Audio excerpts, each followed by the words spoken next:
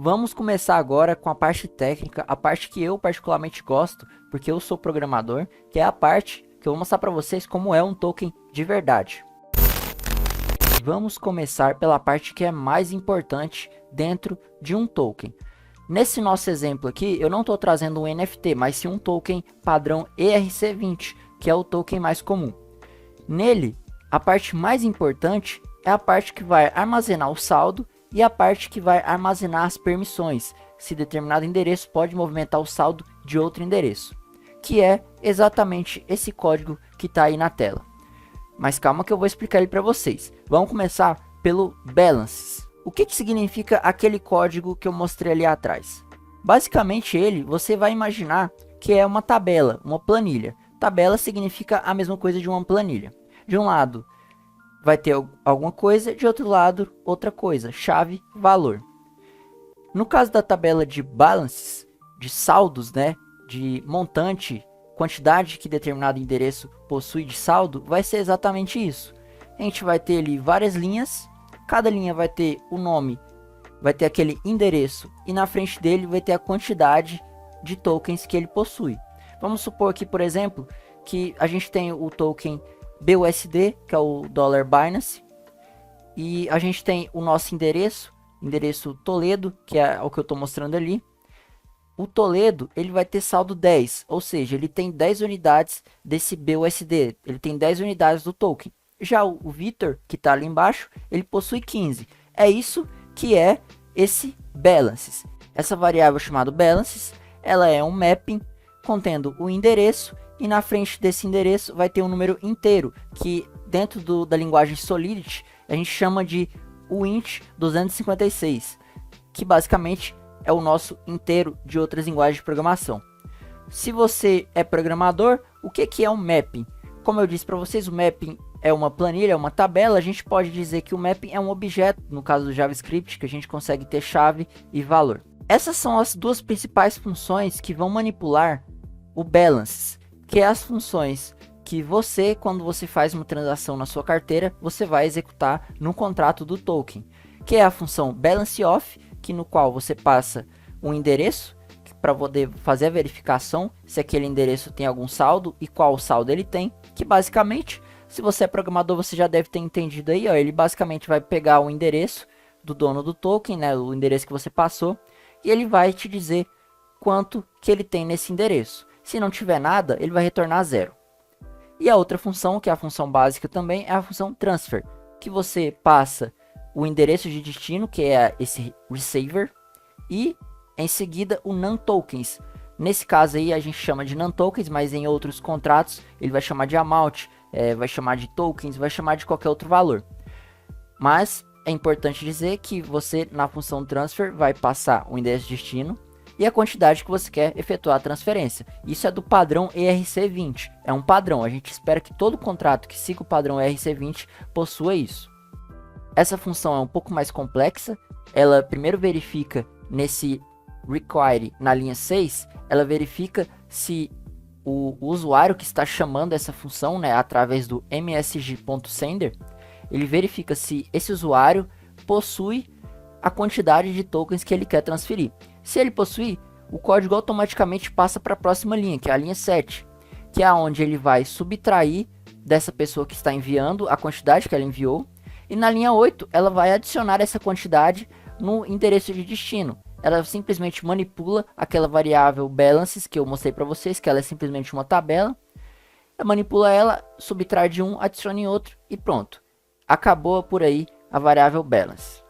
Agora vamos para outra variável, que é a variável de permissão, que vai controlar quanto um determinado endereço pode movimentar de outro. Vamos imaginar agora que na nossa tabela foi acrescentado uma linha a mais. Agora a gente tem o endereço do usuário, o usuário que realmente possui aquele token, aquela quantidade determinada de token. Na frente dele vai ter um espaço para colocar vários endereços de outras pessoas e a quantidade que essas pessoas podem movimentar do usuário que realmente tem o token. No meu caso aqui, eu dei o exemplo, o usuário Toledo. Ele permitiu que o usuário Vitor movimentasse 2 unidades desse nosso token de exemplo. E além do usuário Vitor, ele também permitiu que o usuário Israel movimentasse 3 unidades. Aqui é importante dizer que a gente pode permitir que qualquer usuário movimente qualquer quantidade. Agora, se a gente vai ter aquela quantidade do token, é outra história. A gente pode permitir, por exemplo, que o Israel movimente 100 unidades do token, mas a gente não precisa necessariamente ter essas 100 unidades. A gente pode ter menos. E aí, quando o usuário Israel tentar transferir esses 100, ele vai tomar o erro dizendo que o usuário, né, o Toledo, ele não possui essa quantidade para fazer a transferência. Então, a gente pode permitir um valor super alto para outro usuário transferir. É como se fosse uma procuração. A gente deu uma procuração no cartório para alguém movimentar o seu fundo. E aí, com esse fundo, com essa procuração em mãos, ele vai conseguir movimentar a quantidade máxima que você permitiu ele ali. Que no caso do Israel é 3, no caso do Vitor é 2.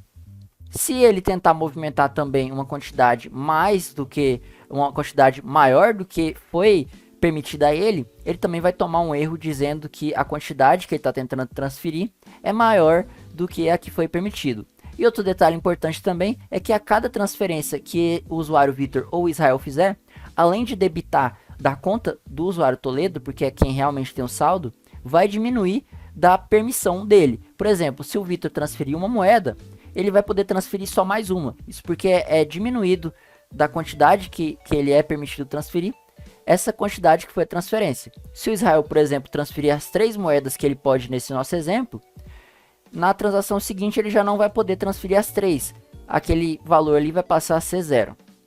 Vamos explicar agora profundamente como funciona a manipulação daquela variável allowed, que é a que controla a permissão de um usuário mover o fundo de outro. Você viu aí anteriormente como que é a estrutura. Basicamente eu tenho um endereço, tem outro endereço na frente e a quantidade que esse segundo endereço pode movimentar do primeiro endereço.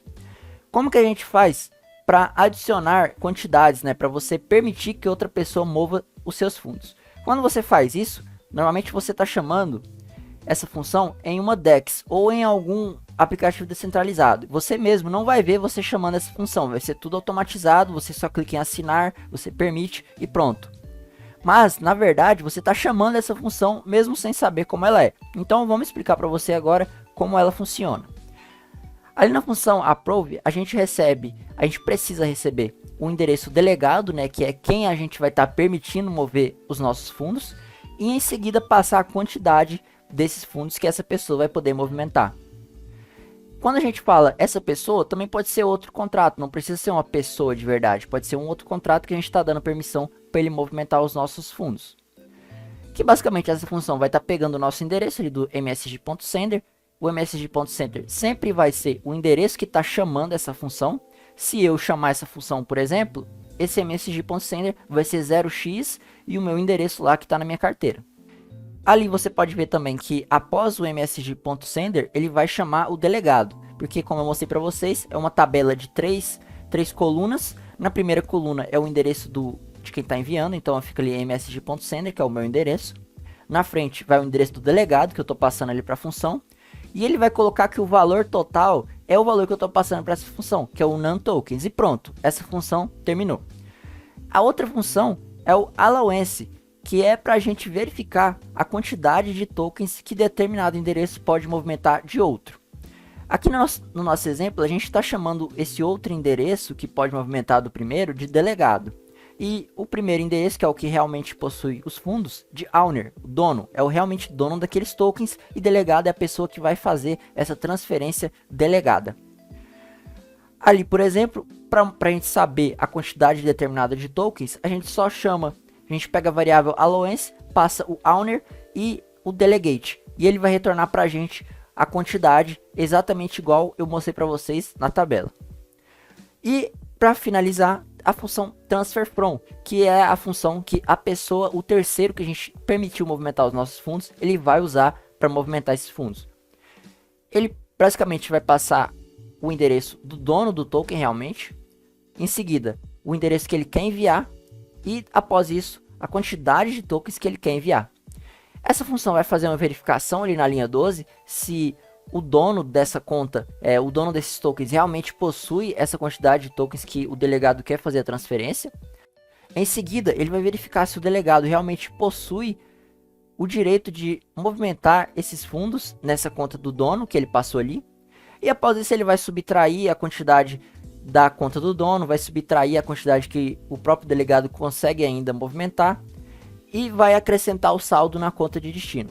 Acabou por aí. Você viu agora como funciona as duas principais variáveis aí do contrato, que é a balances e o allowed. Se você chegou até aqui e gostou do conteúdo, não se esqueça de me procurar nas redes sociais por @itxtoledo. Você também pode escanear o QR Code que está na tela e entrar na nossa comunidade do Telegram. Eu aposto que você vai ser muito bem recebido lá e vai poder tirar todas as suas dúvidas.